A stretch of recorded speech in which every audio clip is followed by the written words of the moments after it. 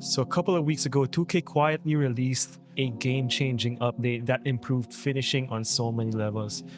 I released a few tutorials and of course, the doubters came out of the woodwork. So I went online to try and figure out how good layups have become. And let me tell you, this is about as close as it will be to how it was in NBA 2K24. Except for a few exceptions, I think floaters and long scoops by design have been nerfed compared to 2K24, and that's fine.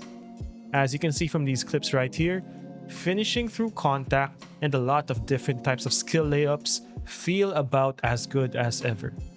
And I invested in these at the beginning of the game when people were relying on real player percentage to build them out.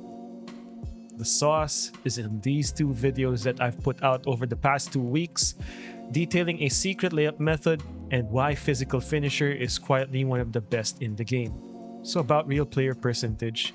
I know a lot of people have been using this since the beginning of the game, and since the beginning I've been pretty consistent that high risk reward will pay off. And you know what? That is true. And that's not to say from these clips, for example, that real player percentage has its advantages as long as you get open. Some of the wild timing layups are really easy to do. Even up to maybe lightly contested layups are about still as effective as ever. But the difference is those lightly contesteds, and especially these tight layups, are gonna be so difficult to hit with real player percentage on, and compare that to the absolute filth and nonsense that I've been able to hit post-update. And all that work, making high risk reward really pay off, is now bearing fruit. I'm able to finish through contact, finish all sorts of wild layups, and while you might say this is play now online, you'd be mistaken. So high risk, shot meter off are the settings that I'd recommend. And if you saw my video at the beginning of the year, these are the settings that I recommend. Except maybe for the absolute newbies or those people who are starting out with NBA 2K, you might want to consider turning your shot meter on for now. The way 2K25 implemented the shot meter is, in my opinion, one of the most distracting and unintuitive ways that they could have done it, but there are some secrets to why they did it, mostly as a result of cheating, but this is ideally when you'd want to release the right stick.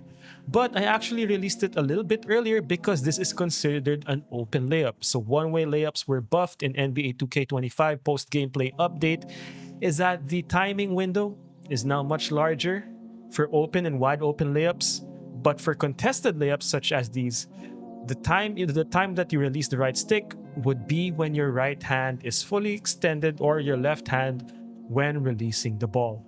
So a lot of people have asked me when I should release the right stick. For me, as soon as I see that arm extended, as you can see right here, that's about the time I release the right stick. Shot meter off. And the results, I went into Play Now online to try and abuse this system to see how good layups have become.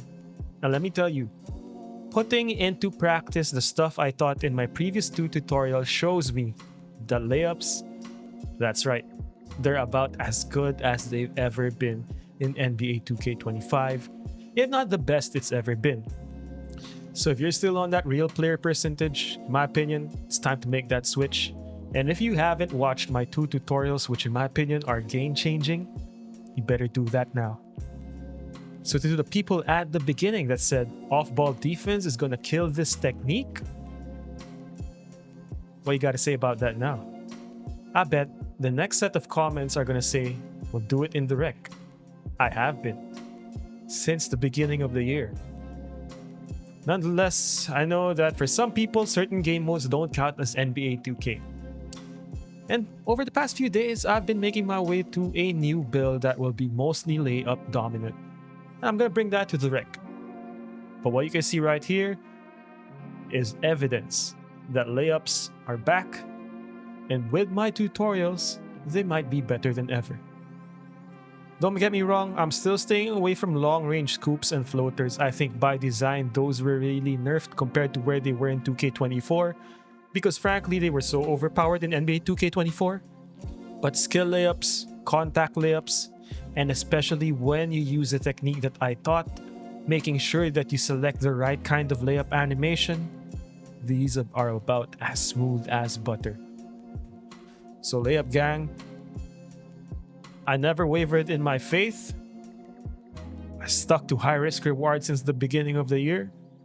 And as a result, all that practice and these new layup methods, and maybe 2K's buff to layups, have made me about as unstoppable as ever.